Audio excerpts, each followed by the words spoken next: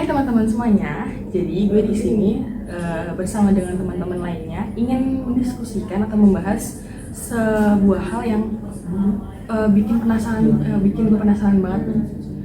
Pertama-tama di sini ada siapa? Halo, gue Berliana. Halo, gue Diana.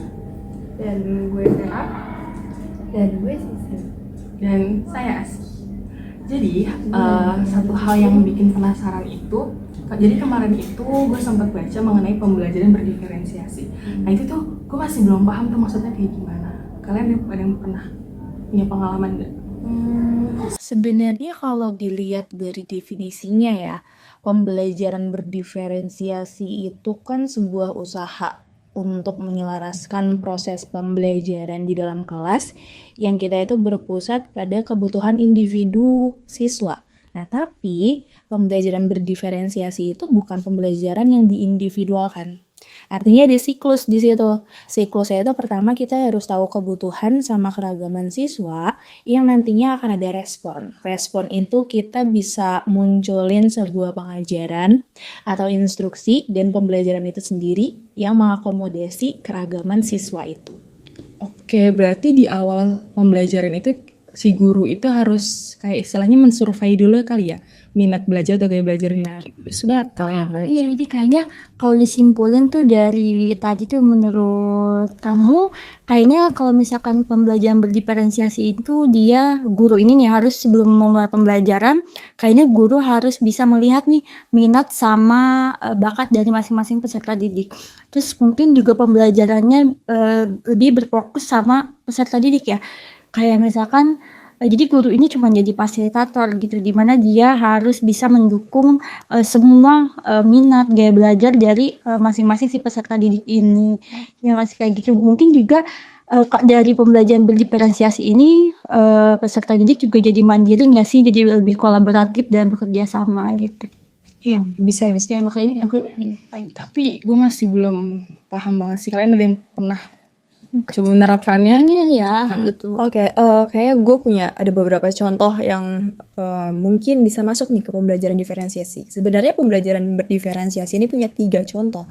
Nah, ada diferensiasi konten, diferensiasi proses, sama diferensiasi produk. Nah, kalau konten ini tuh masuk ke dimana guru menyediakan sarana pembelajaran bagi siswanya gitu.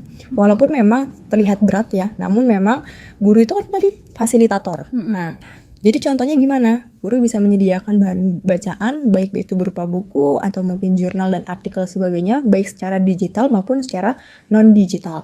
Terus kalau secara proses, guru itu berarti membentuk peserta didiknya secara proses itu mendukung pembelajaran berdiferensiasi. Contoh, misalkan karena berdiferensiasi ini aktif, berarti murid ini atau peserta didik ini diharapkan bisa aktif di dalam kelas dengan cara diskusi kelompok. Misalkan project atau mungkin sekarang juga ada problem based learning ya, pembelajaran berdasarkan permasalahan yang disediakan gitu.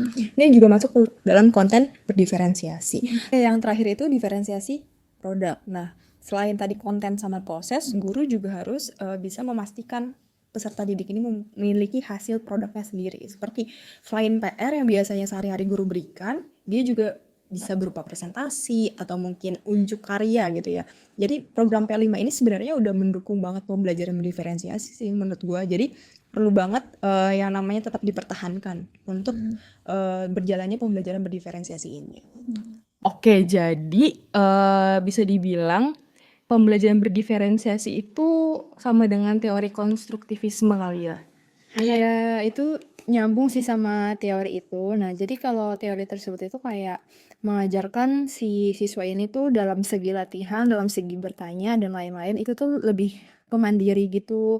Nah, terus juga guru itu lebih aktif dan lebih kreatif untuk siswanya itu kayak dalam kayak membuat metodenya, terus juga modelnya, pembelajarannya. Jadi si guru ini tuh nggak hanya pakai model atau pembelajaran yang lama-lama yang zaman dahulu kayak misalkan metode Carama, atau misalkan si guru ini tuh kayak menyuruh siswanya itu kayak merangkum sampai habis. Jadi si siswanya ini tuh dibuat aktif gitu dalam pembelajaran di kelas kayak gitu.